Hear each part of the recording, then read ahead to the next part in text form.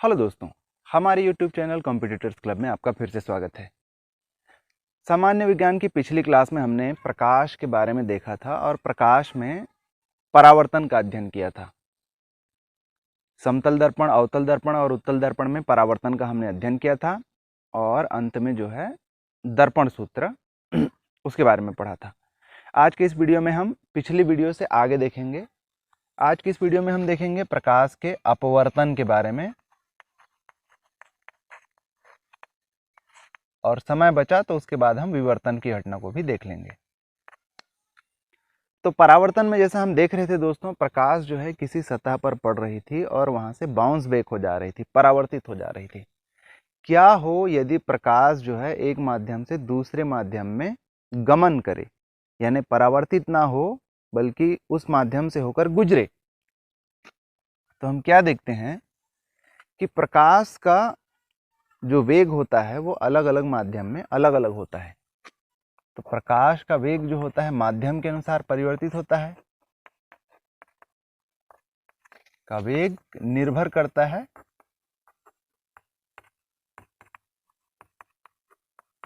माध्यम पर, माध्यम के घनत्व पर, यानी जो दिया हुआ माध्यम है उसमें जो उसके कण हैं वो कितने पास पास हैं।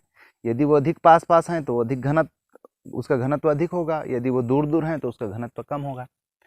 तो माध्यम, यदि दो माध्यम लिया जाए, सामान्य तौर पर जब दो माध्यमों की बात की जाए तो जिसमें माध्यम के कण जो हैं अपेक्षाकृत पास पास होंगे वो कहलाएगा सघन माध्यम,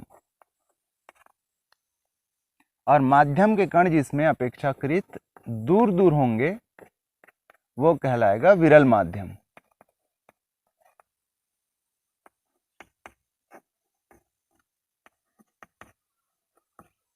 तो जैसे कल्पना कीजिए यहां पर जल हो और यहां हो वायु। तो हम क्या जान रहे हैं कि वायु के जो कण हैं वो जल के कण की अपेक्षा दूर दूर रहते हैं। तो इस हिसाब से ये हो जाएगा विरल माध्यम और जल हो जाएगा सघन माध्यम। परावर्तन की घटना का हमने जिस तरीके से अध्ययन किया था, किसी एक बिंदु पर मान लीजिए एक लंब है यहां पर, तो इसे हम कहेंगे अभिलंब।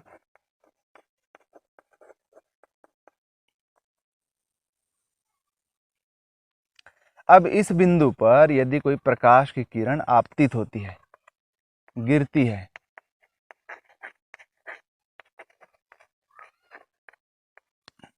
क्योंकि ये जल है, प्रकाश परावर्तित ना होकर जल में गमन कर सकती है। तो जल को कायदे से क्या होना चाहिए कि इस दिशा में गमन करना चाहिए, सीधा। किरण को इस सीधी दिशा में गमन करनी चाहिए, परंतु क्योंकि वायु में जो प्रकाश का वेग है वो जल में प्रकाश के वेग से अधिक है, इसलिए अगर इस लंबे रास्ते से जाएगा वो तो उसको ज़्यादा समय लगना है। इसलिए प्रकाश क्या करती है, शॉर्टर, छोटा रास्ता लेने की कोशिश करता है और अपने रास्ते से विचलित हो जाता है। किस ओर? अभिलंब की ओर। तो प्रकाश के पथ में इस विचलन की घटना को, विचलन यानी हटने की घटना को हम कहते हैं प्रकाश का अपवर्तन। यानी प्रकाश जब एक माध्यम से दूसरे माध्यम में गमन करती है तो उसका वेग जो है परिवर्तित हो जाता है और इसीलिए वो अपने पूर्व रास्ते पर ना जाकर उस रास्ते से हट जाती है, विचलित हो जाती है। विचलन की इस घटना को हम कहते हैं प्रकाश का अपवर्तन। तो अभी हम क्या देख रहे हैं कि प्रकाश की किरण जब विरल माध्यम से सघन माध्यम में जाती है, विरल से सघन में, तो वो अभिलंब की ओर झुक जाती है। जब वो विरल से सघन में जाती है तो अभिलंब की ओर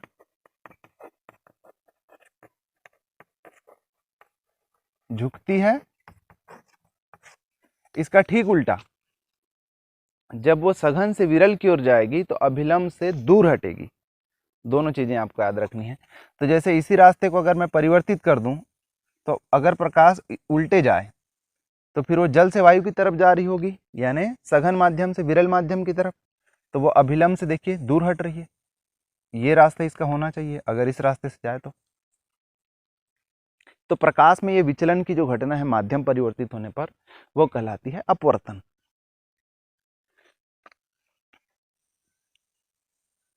अगर प्रकाश के वेग को ये दोनों माध्यम में हम तुलना करें, यानी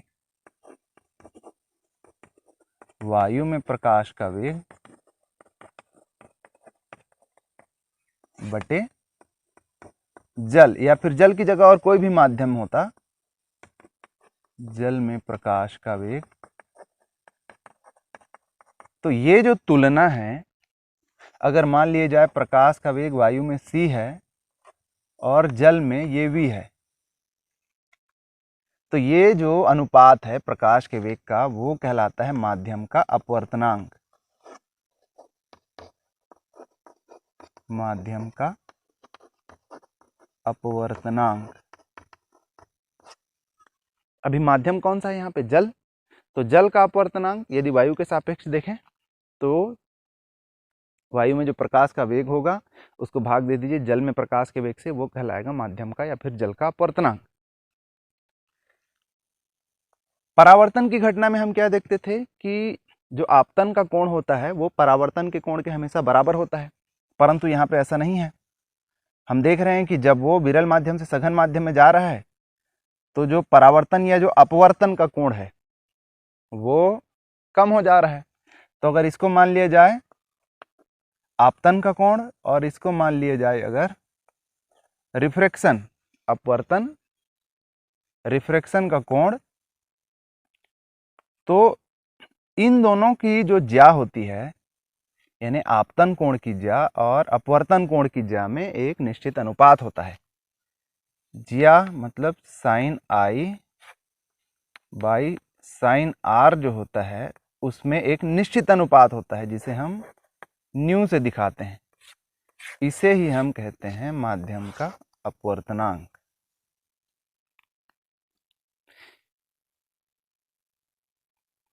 जब अपवर्तन की घटना हो रही होती है तो आपतन के कोण की ज्या और अपवर्तन के कोण की ज्या के बीच जो अनुपात होता है उसे माध्यम का अपवर्तनांक कहते हैं।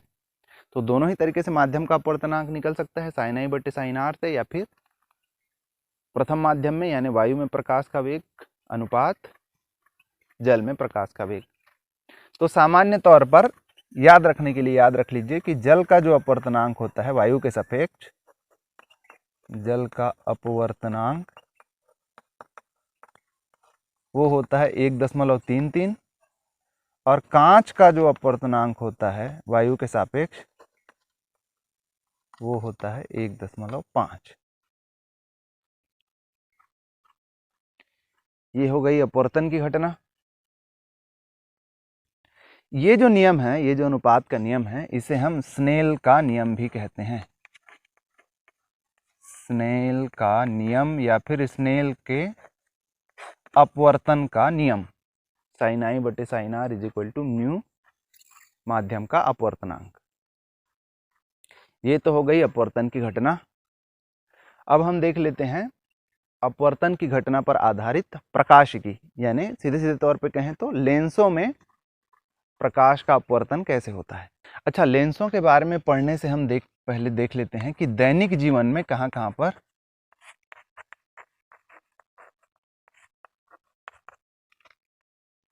अपवर्तन की घटनाएं होती है। डायरेक्ट क्वेश्चन इनसे कभी कभी पूछता है, जैसे मरीचिका जो दिखती है रेगिस्तान में, मृग मरीचिका, यानी रेगिस्तान के सूखे में पानी होने का भ्रम होता है। किसके कारण होता है? अपवर्तन के कारण। सड़क में गर्मी के महीने में जो पानी होने का भ्रम होता है, ये भी एक प्रकार की मरीचिका है।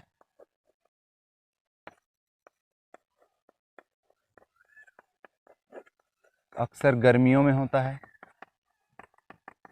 सड़क में आप देखते हैं कि ऐसा लगता है कि पानी बिखरा हुआ है करके पक्की सड़क में। ये भी अपवर्तन का उदाहरण है, यानी अपवर्तन के कारण होता है। तालाब की तली का उथला दिखाई देना,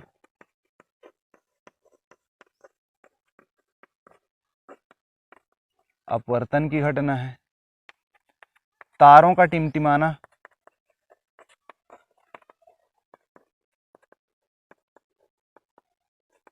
या सूर्यास्त के पश्चात भी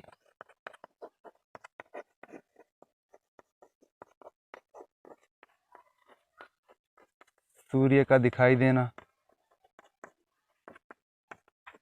तो ये सारी जो घटनाएं हैं ये अपवर्तन के कारण संभव होती है। डायरेक्ट क्वेश्चन अगर आपसे पूछता है इनमें से किसी भी घटना के बारे में कि इसमें प्रकाश की किस घटना को देखने मिलता है, तो वो है अपवर्तन। ये सब होता है अपवर्तन की घटना के कारण।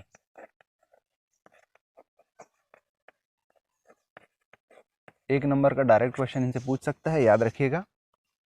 फिर अगला हम देख लेते हैं लेंसों के बारे में। लेंस, कोई भी पारदर्शी माध्यम जो दो वक्र पृष्ठों से या एक वक्र और एक समतल पृष्ठ से घिरा हुआ हो, वो कहलाता है लेंस। पारदर्शी माध्यम जिसके दो पृष्ठों,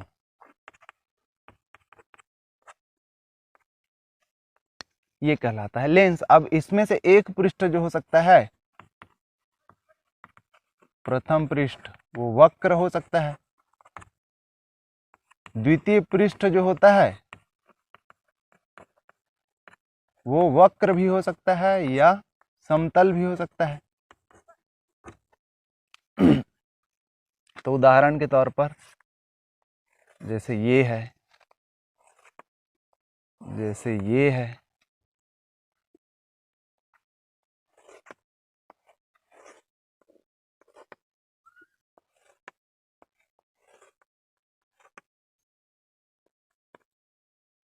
ये सब जो है लेंस के उदाहरण हैं। सामान्यतः कॉमन जो दो प्रकार के लेंस हैं वो जिसके दोनों वक्र पृष्ठ जो हैं बाहर की तरफ उभरे हुए हों, ये कहलाता है उत्तल लेंस।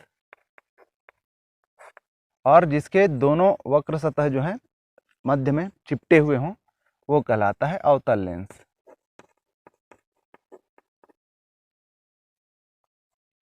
अभी एक यदि समतल हो और दूसरा उत्तल हो तो इसको कह सकते हैं अपन समतल उत्तल। समतल धन उत्तल तो समतल उत्तल। ये अवतल को उभयावतल भी कह सकते हैं, इसको अब उभयोत्तल भी बोल सकते हैं। ये हो जाएगा समतलावतल।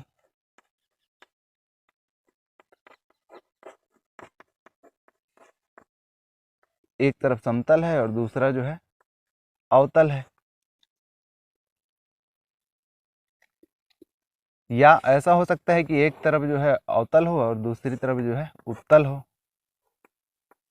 तो ये हो जाएगा अवतलातल या उत्तलोत्तल, तलोत्तल। इनसे सामान्यतः प्रश्न नहीं पूछता लेंस के प्रकार। तो सामान्यतः दो प्रकार हैं लेंस के जिन पर हमें प्रकाशिक घटनाओं का अध्ययन करना है। एक जो है उत्तल लेंस है, दूसरा जो है अवतल लेंस। जिसके दोनों तरफ के वक्र पृष्ठ जो है बाहर की तरफ उभरे हुए हों वो उत्तल लेंस है, और जिसके वक्र पृष्ठ जो है बीच की तरफ चपटे हों वो है अवतल लेंस। अब अवतल लेंस में क्या होता है, जैसे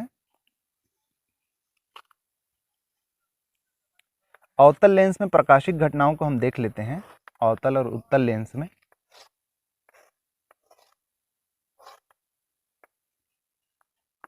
लेंस का ऐसा एक बिंदु, बीचों बीच सामान्यतः ऐसा एक बिंदु जिसमें से होकर जाने वाली प्रकाश की रेखा जो है सीधे सीधे गुजर जाती है। यदि प्रकाश की किरण इसमें से होकर जाए तो सीधे सीधे गुजर जाती है बिना विक्षेप के, ये कहलाता है उसका प्रकाशिक केंद्र।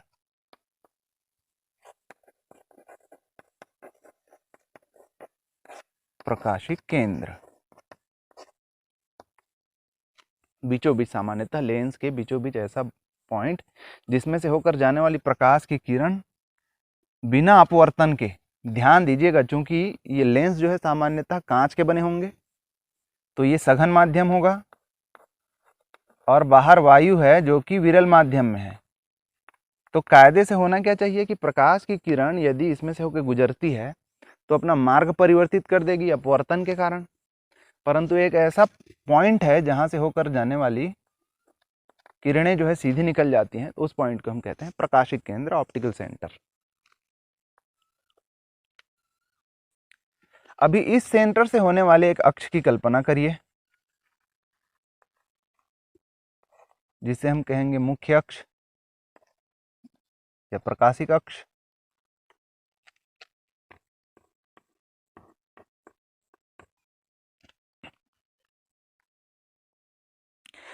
तो इस अक्ष के समांतर आने वाली किरणें, इस अक्ष के समांतर आने वाली किरणें, इस अक्ष के समांतर आने वाली किरणें अपवर्तन के पश्चात जिस पॉइंट से होकर गुजरेंगी,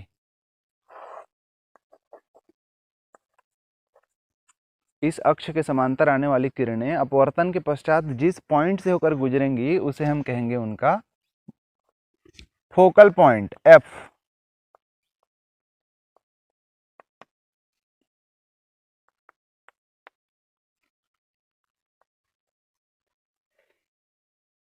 जो उत्तल लेंस होता है वो होता है अभिसारी, ये अभिसारी प्रवृत्ति का होता है, यानी प्रकाश की किरणों को ये केंद्रित कर देता है एक जगह पे। तो इस प्रकार जैसे प्रकाश आ रहे हैं अक्ष के समांतर तो उनको वो फोकल पे क्या करेगा, केंद्रित कर देगा। ये अभिसारी प्रकार की होती हैं। और उसके ठीक उलट जो अवतल लेंस होता है वो अपसारी प्रकार का होता है, यानी ये प्रकाश की किरणों को बिखरा देता है। तो इसके अक्ष के समांतर जो प्रकाश की किरणें आएंगी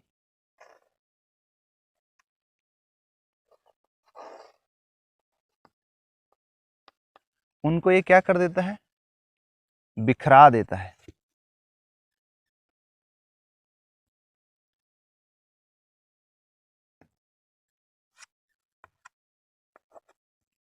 क्योंकि अपसारी है। तो उस ओर से यदि हम देखें, यदि उस ओर से हम देखें तो ये जो प्रकाश की किरणें हैं ऐसा प्रतीत होंगी कि इस पॉइंट से निकल के आ रही हैं। इसका ये जो केंद्र है ये कहलाएगा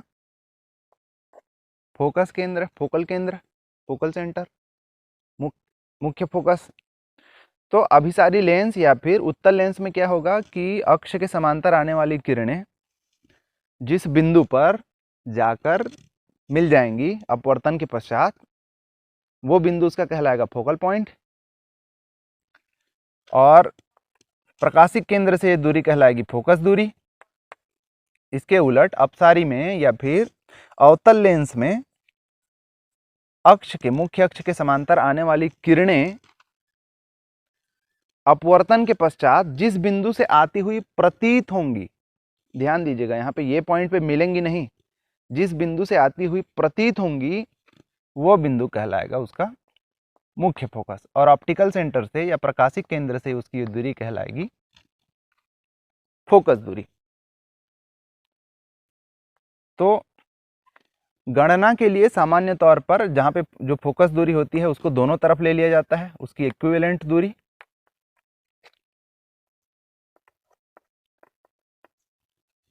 ताकि जब इमेज बने तो कई बार क्या होता है कि प्रकाश जिस दिशा से आ रही है उसके उल्टी दिशा में इमेज बनती है, कई बार उसी दिशा में इमेज बनती है या बनी हुई प्रतीत होती है। इसलिए फोकस को जो है दोनों ओर ले लिया जाता है। इमेज निर्माण के वही रूल्स हैं जो हमने देखे थे पिछले वीडियो में, जो परावर्तन के लिए प्रयोग होते थे। यानी कि मुख्य अक्ष से आने वाली किरणें जो है अपवर्तन के पश्चात फोकस से होकर गुजर जाएंगी, पहला नियम। दूसरा नियम, प्रकाशिक केंद्र से होकर जाने वाली जो रेज हैं, जो किरणें हैं, वो सीधी गुजर जाएंगी। अब ये दो किरणें जहां पर भी आपस में प्रतिच्छेद करेंगी वहां पर बनेगा इमेज। तो इमेज निर्माण की घटना हम देख लेते हैं। एक तो जो है उत्तल लेंस में, दूसरा अवतल लेंस में। एक उत्तल लेंस ले लेते हैं, एक उत्तल लेंस है, ये है इसका प्रकाशिक केंद्र और ये है मुख्य अक्ष।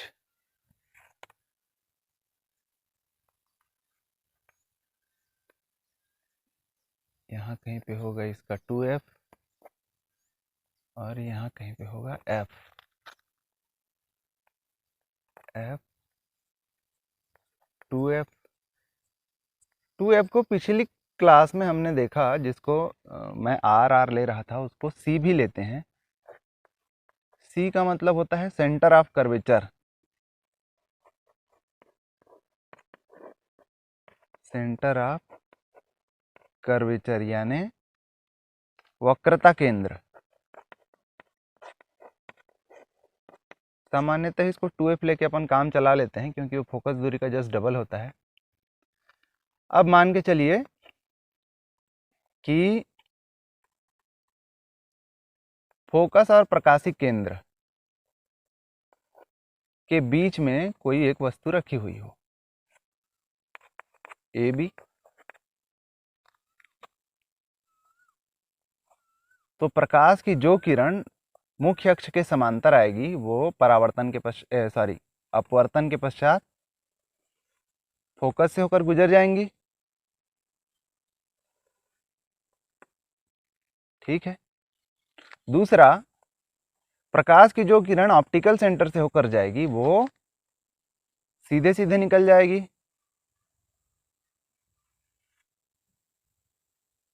तो ये जो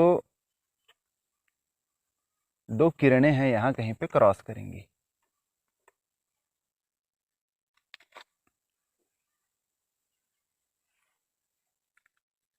क्या देख रहे हैं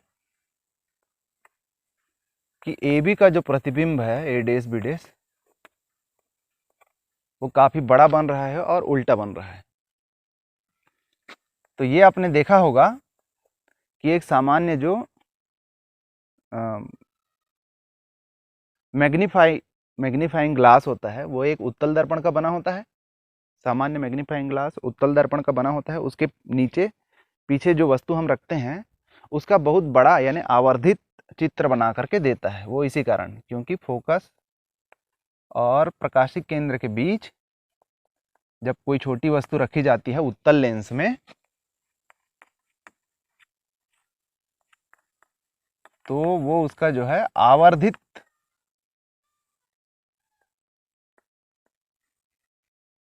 इमेज जो है उसका बड़ा इमेज बनाकर यहाँ पर देता है। और वो इमेज बनता है लेंस के पीछे उससे बड़ा, वास्तविक एवं उल्टा। यानी इमेज जो है कैसा बन रहा है, वास्तविक। वास्तविक कैसे? वास्तविक इसलिए प्रतिबिंब जो है वास्तविक बन रहा है क्योंकि प्रकाश की किरणें वास्तव में यहाँ पे एक दूसरे को क्रॉस कर रही हैं, वस्तु से बड़ा और उल्टा। तो लेंस की ये जो क्षमता होती है जिसके कारण वो उत्तल लेंस की, जिसके कारण वो जो है, या लेंसों की जिसके कारण वो जो है छोटे वस्तु को आवर्धित करके या बड़ा करके दिखा रहा है, ये उनकी आवर्धन क्षमता कहलाती है। आवर्धन क्षमता। इसे डी डायप्टर से मापते हैं। डायप्टर जो है इसका मात्रक है, याद रखिएगा, आवर्धन क्षमता का। और ये क्या होता है, ये जो आवर्धन क्षमता है वो बनने वाले इमेज का जो साइज है और वस्तु के साइज के अनुपात के बराबर होता है। तो प्रतिबिंब का माप बटे वस्तु की माप। तो प्रतिबिंब का जो साइज होगा और वस्तु का जो साइज होगा, उन दोनों का जो अनुपात होगा वो कहलाता है आवर्धन क्षमता। प्रतिबिंब को अगर हम ले लें v और वस्तु की माप को अगर हम ले लें u, तो आवर्धन क्षमता d बराबर हो जाएगा v बटे u। इसकी मात्रक होता है, इसका जो मात्रक होता है आवर्धन क्षमता का, वो होता है डायप्टर। ये सामान्यतः मीटर से मापा जाता है।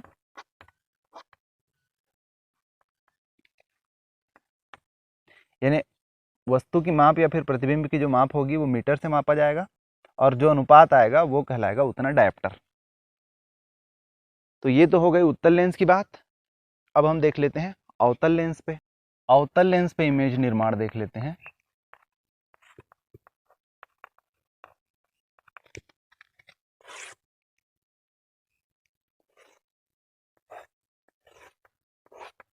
एक अवतल लेंस है, ये इसका प्रकाशिक केंद्र है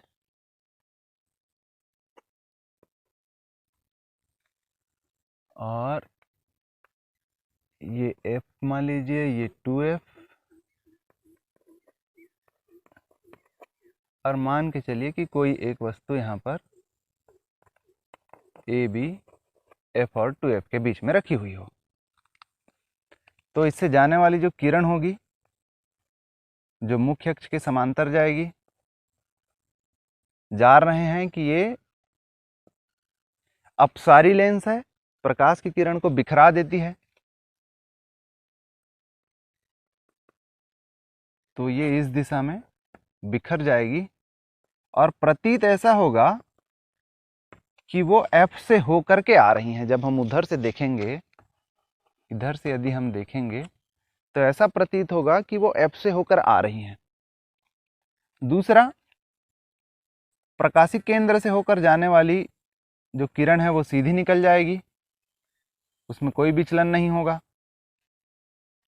तो यहाँ पर जहाँ पर ये दोनों क्रॉस करेंगे, ध्यान दीजिए वास्तव में क्रॉस नहीं कर रहे हैं, ये चूंकि आभासी है, ये वाली जो लाइन है प्रकाश की किरण जो f से आती हुई प्रतीत हो रही है वो आभासी है। तो ये आभासी किरण जो है ये वास्तविक किरण से यहाँ पर क्रॉस कर रही है। तो यहीं पर जो है एक इमेज बनेगा a डैश b डैश, जो कि आभासी होगा। आभासी क्यों? क्योंकि यहाँ पर किरणें वास्तव में एक दूसरे को प्रतिच्छेद नहीं कर रही हैं। तो हम क्या देखते हैं कि इस केस में अवतल लेंस में यदि 2f और f के बीच, 2 और f के बीच यदि वस्तु रखी हुई हो अवतल लेंस में, तो जो प्रतिबिंब होता है वो सीधा बनता है। सीधा होगा मतलब सामान्य तौर पे आभासी,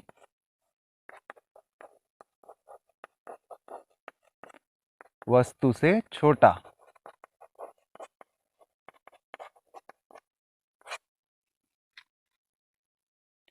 तो ये हमने उत्तल लेंस और अवतल लेंस में प्रतिबिंब निर्माण की प्रक्रिया को देखा। तो जैसे दर्पण सूत्र के बारे में हमने पिछली क्लास में पढ़ा, दर्पण सूत्र कि 1/f is equal to 1/u plus 1/v, जहां पे u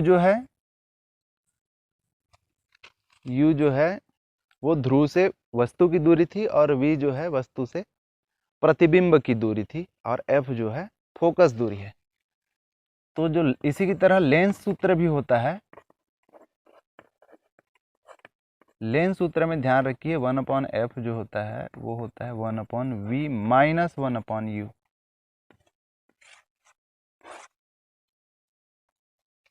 यानी वस्तु से प्रकाशिक केंद्र से जो है इमेज की दूरी माइनस 1/u का मतलब है वस्तु की दूरी। तो ये लेंस सूत्रों से सामान्यतः न्यूमेरिकल्स पूछे जाते हैं। एक एग्जांपल अभी हम देख लेते हैं। याद रखना है इसको, डिराइव कैसे करते हैं, इस तक पहुंचते कैसे हैं, ये आपको याद रखने की जरूरत नहीं है।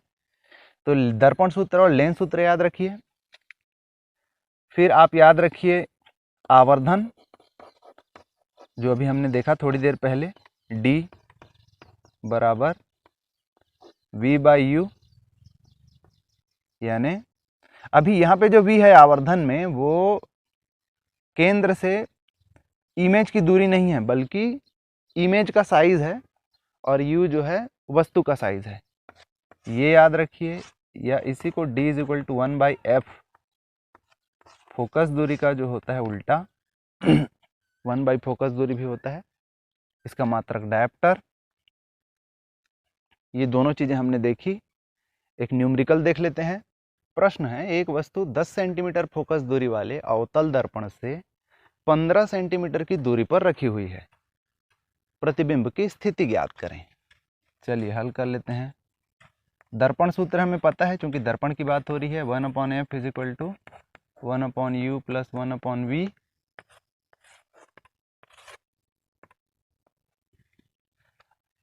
अभी ध्यान दीजिए, अवतल दर्पण के सामने रखी हुई है, अवतल दर्पण के सामने रखी हुई होने की बात हो रही है, यानी जिसकी फोकस दूरी दी हुई है 10 सेंटीमीटर, तो 15 सेंटीमीटर की दूरी पर इधर कहीं पर जो है वस्तु रखी हुई है। पिछले वीडियो में मैंने बताया था कि चूंकि प्रकाश की किरणें हमेशा बाएं से दाएं की ओर आपतित की जाती है, दूरियों की जो गणना है वो पोल से या ध्रुव से वस्तु की तरफ अगर प्रकाश के आपतन की दिशा से उल्टे की जाए, इस दिशा में, तो जो मात्रक लेते हैं उसे नेगेटिव में लेते हैं, जो मान हम लेते हैं, और उसके दिशा में यदि की जाए तो पॉजिटिव में लेते हैं। तो अभी क्या देखिए, फोकस दूरी भी जो है वो उसके उलट दिशा में हम लोग इस दिशा में जो है माप ले रहे हैं, तो ये भी नेगेटिव में लेंगे। फिर जो वस्तु रखी हुई है वो भी इस दिशा में है, आपतित प्रकाश के उल्टी दिशा में, तो इसे भी नेगेटिव लेंगे। तो F जो है हमारा क्या हो जाएगा, -10 सेंटीमीटर। 15 सेंटीमीटर की दूरी पर वस्तु रखी हुई है, यानी U भी हो जाएगा हमारा -15 सेंटीमीटर। हमें निकालना है V। इसमें मान रख लीजिए, 1/-10 = 1/-15 + 1/V। 1/V को एक तरफ कर दीजिए, ये इधर आ जाएगा तो हो जाएगा 1/15। अब मान नेगेटिव में है तो पॉजिटिव में हो जाएगा, -1/10 = -1/V। दोनों का एलसीएम निकाल लीजिए, निकल जाएगा 60, 15 चौक और 10 छक्के 1/V। तो ये हो जाएगा -2/60 = 1/V। सरलीकरण कर लीजिए, -1/30 जो हो जाएगा 1/V। तो V जो हो जाएगा -30 सेंटीमीटर। -30 सेंटीमीटर का क्या मतलब हुआ कि ये भी जो है, जो इमेज भी बन रहा है वो इसी दिशा में बन रहा है, यानी यहाँ कहीं पर जो है इमेज भी जो है इस दिशा में -30 सेंटीमीटर दूरी में, ध्रुव से 30 सेंटीमीटर दूर कहीं पे बन रहा है। तो ये हो जाएगा इसका आंसर। इसी प्रकार के प्रश्न पूछे जा सकते हैं आपको।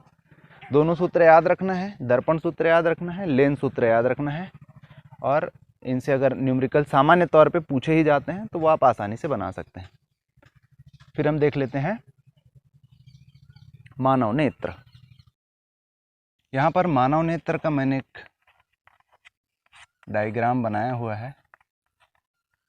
फिजिक्स में हालांकि इसके स्ट्रक्चर के बारे में ज़्यादा जानने की ज़रूरत नहीं है, पर ये जान लिए 3 लेयर का बना होता है ये। सबसे बाहरी लेयर जो है वो स्क्लेरा कहलाती है, बीच की जो लेयर है वो कोरॉइड कहलाती है, और सबसे अंदरूनी जो सतह है वो कहलाती है रेटिना। यही वो सतह है जहाँ पर इमेज बनता है, इमेज या फिर प्रतिबिंब बनता है किसी सतह पर। तो ये हमारा फिल्म लेयर है, मान के चलिए, जैसे कैमरे में होता है। एक फ्लूइड भरा होता है यहाँ पे, कांचाप द्रव्य कहते हैं जिसको हम।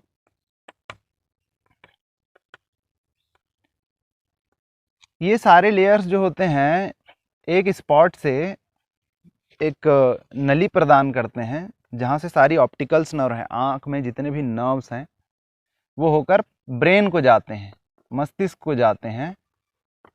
ये स्पॉट जो है ब्लाइंड स्पॉट कहलाता है। यहाँ यानी कि यहाँ पे कोई इमेज नहीं बनता। रेटिना पे ऐसा स्पॉट जहाँ पे कोई इमेज नहीं बनता वो कहलाता है ब्लाइंड स्पॉट। सीलियरी मसल्स करके मसल्स होते हैं।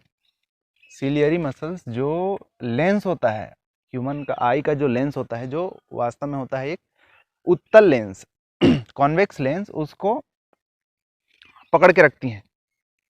अभी सीलियरी मसल्स के कारण ही कई बार जब सीलियरी मसल्स टाइट हो जाते हैं तो ये लेंस का जो फोकस दूरी है वो कम हो जाती है, सिकुड़ जाता है।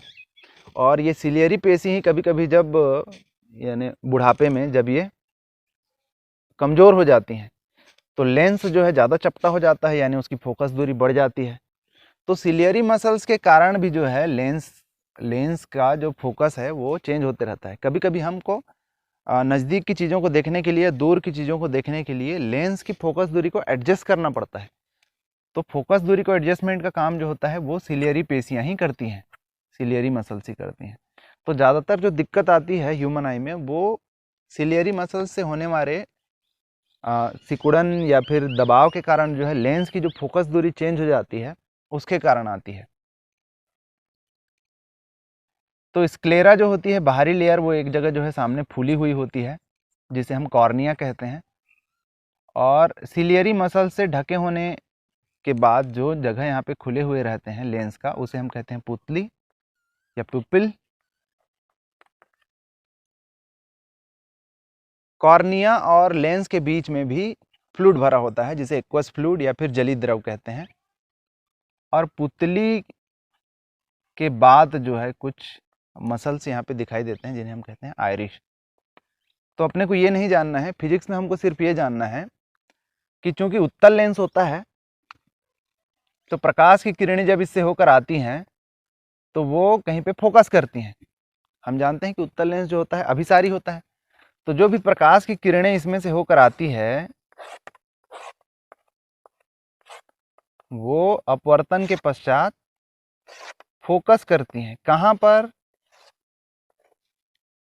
रेटिना पर।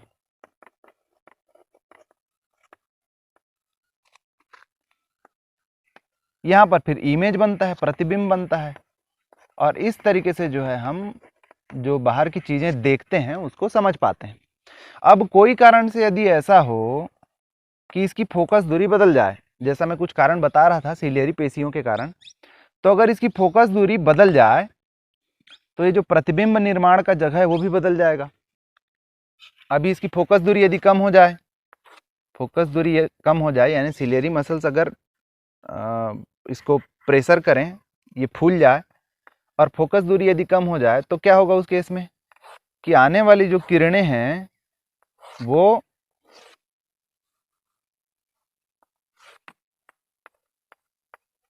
रेटिना से पहले ही क्रॉस हो जाएंगी, यानी इमेज जो है रेटिना से पहले कहीं पे बन जाएगा। एक स्थिति। दूसरी स्थिति, अगर इसकी फोकस दूरी बढ़ जाए, फोकस दूरी यदि इसकी बढ़ जाती है तो क्या होगा कि प्रकाश की किरणें जो क्रॉस हो रही हैं वो रेटिना के बाद यानी रेटिना के पीछे कहीं पे क्रॉस करेंगी।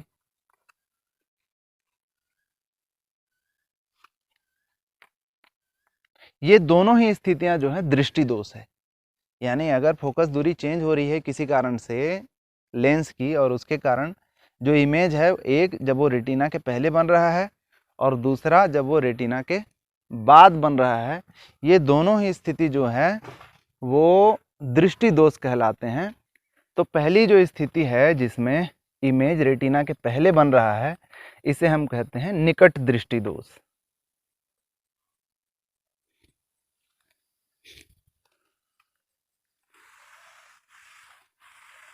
जब प्रकाश की किरणें रेटिना से पहले क्रॉस कर लेती हैं, इमेज बना लेती हैं, तो इसे हम कहते हैं निकट दृष्टि दोष। और दूसरी स्थिति वो है जब किरणें जो हैं रेटिना के पीछे इमेज बना रही हैं, तो इसे हम कहते हैं दूरदृष्टि दोष।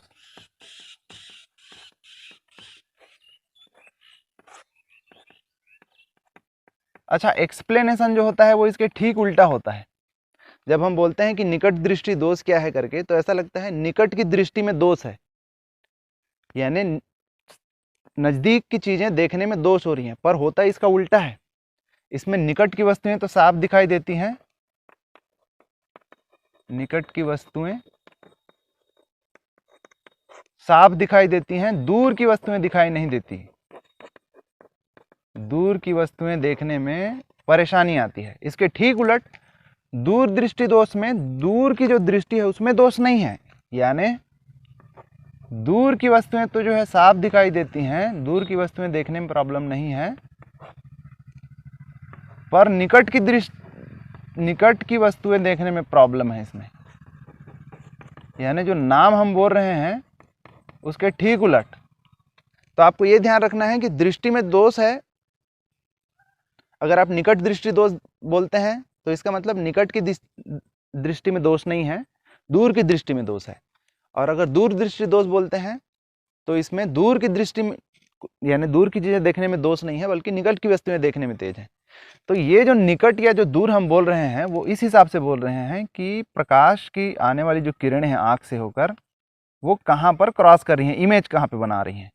रेटिना से पहले बना ले रही हैं, अगर निकट में बना ले रही हैं तो हम उसे कह रहे हैं निकट दृष्टि दोष। रेटिना से दूर में बना रही है तो उसे हम कह रहे हैं दूर दृष्टि दोष। अब इसे दूर करने का उपाय क्या है? तो जैसा हम जान रहे हैं कि अवतल लेंस जो होता है क्या होता है, वो अपसारी होता है, यानी प्रकाश की किरणों को बिखराने वाला होता है। और उत्तल लेंस जो होता है वो क्या होता है? अभिसारी होता है, यानी प्रकाश की किरणों को मिलाने का काम करता है, नजदीक लाने का। तो अभी हम ये देख रहे हैं कि ये नजदीक में ही कट जा रही हैं, इनको फैलाना पड़ेगा। प्रकाश की किरणों को फैलाना पड़ेगा। फैलाना के लिए कौन सा लेंस? अपसारी। तो इसका जो निवारण होगा वो होगा अवतल लेंस से, अवतल लेंस के बने चश्मे। ये जो है दूर में जाके मिल रही हैं, उनको पास लाना है, अभिसारी लेंस का जरूरत पड़ेगा। तो इसका जो निवारण होगा वो होगा उत्तल लेंस से। तो ये दो प्रकार के दृष्टि दोष याद रखिएगा, उनका निवारण कैसे होगा ये याद रखिएगा। एक तीसरा दृष्टि दोष कभी कभी होता है जिसे हम कहते हैं जरा दृष्टि दोष। जरा मतलब बुढ़ापा, जरा दृष्टि दोष। जब सिलेरी मांसपेशी जो है कमजोर पड़ जाती हैं, इसमें दोनों प्रकार के जो दोष हैं उत्पन्न हो जाते हैं, निकट की वस्तुओं को देखने पर भी और दूर की वस्तुओं को भी देखने पर भी। तो इसलिए जो है उनमें क्या किया जाता है, मिक्स लेंस वाले चश्मे बनाए जाते हैं। यानी आप देखते होंगे जो हमारे दादा परदादा होते हैं, बड़े बूढ़े, उनके लेंस में दोनों प्रकार के लेंस होते हैं, उत्तल लेंस भी होता है और पास में जो है अवतल लेंस भी होता है। तो इसमें अवतल एवं उत्तल दोनों लेंस का जो है चश्मे या मिश्रण जो है प्रयोग होते हैं इसके निवारण के लिए, जरा दृष्टि दोष के। तो ये हमने देखा मानव नेत्र, उसमें दृष्टि दोष, उनका निवारण कैसे करें। सामान्य तौर पे डायरेक्ट क्वेश्चन पूछता है निवारण के लिए कौन सा लेंस प्रयुक्त होगा। ये ऐसा भी पूछ सकता है कि निकट की वस्तुएं साफ दिखाई दे रही हैं, दूर की वस्तुएं साफ दिखाई नहीं दे रही हैं, तो कौन सा दृष्टि दोष है। अंत में दो प्रकाशीय घटनाओं को देख लेते हैं। एक तो जो है प्रकाश का प्रकीर्णन और दूसरा है विवर्तन।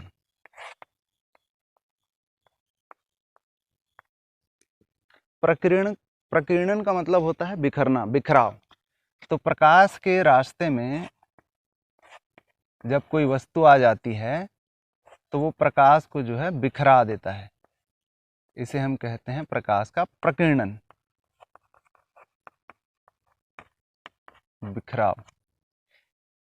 तो यही वो घटना होती है जब सूर्य की किरणें जो है धरती पर आ रही होती है, रास्ते में वायुमंडल में उसमें बहुत सारे कण मिलते हैं, उन कणों से टकराकर प्रकाश जो है बिखर जाता है, प्रकीर्णित हो जाता है। उसी के कारण जो है हमारा वायुमंडल जो है दिन के समय प्रकाशमान दिखाई देता है।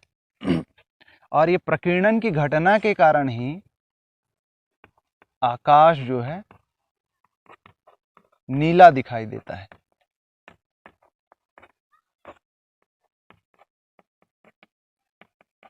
तो डायरेक्ट क्वेश्चन पूछे अगर आकाश नीला किस प्रकाशीय घटना के कारण दिखाई देता है, तो वो प्रकाश के प्रकीर्णन के कारण। दूसरा होता है विवर्तन। प्रकाश की किरणों के रास्ते में जब कोई वस्तु आ जाती है, तो जैसा हम जा रहे हैं, प्रकीर्णन से क्या होता है कि वो प्रकाश जो है बिखर जाते हैं, और इस बिखराव के कारण प्रकाश का जो रास्ता होता है, उस रास्ते के परे भी जो है प्रकाश की थोड़ी सी मात्रा पहुंच जाती है। यानी छांव का जो है या प्रकाश का जो है हल्का सा धुंधला सा जगह बनता है। प्रकाश की ये घटना जो है मुड़ जाने की घटना, बिखराव, ये मुड़ने की जो घटना है, ये कहलाती है विवर्तन। तो जैसे अगर दो वस्तुएं यहाँ पे रखी हुई हैं और इसमें से अगर प्रकाश पड़े, तो प्रकाश की किरणें क्या होंगी? ऐसा नहीं होगा कि सीधे सीधे यहीं पर ही प्रकाश पड़ेगा। प्रकाश जो पड़ेगा इधर, वो कैसा बनाएगा? ऐसा। यानी सीधे सीधे ऐसा ही प्रकाश यहाँ पे ना पड़ के प्रकाश जो है ऐसा पड़ता है, क्योंकि प्रकाश जो है अपने रास्ते से मुड़ जाती है। तो ये जो घटना है वो कहलाती है विवर्तन। होप अभी तक जो हमने पढ़ा समझा आपको अच्छे से समझ में आया होगा।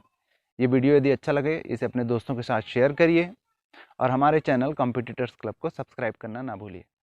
Thank you.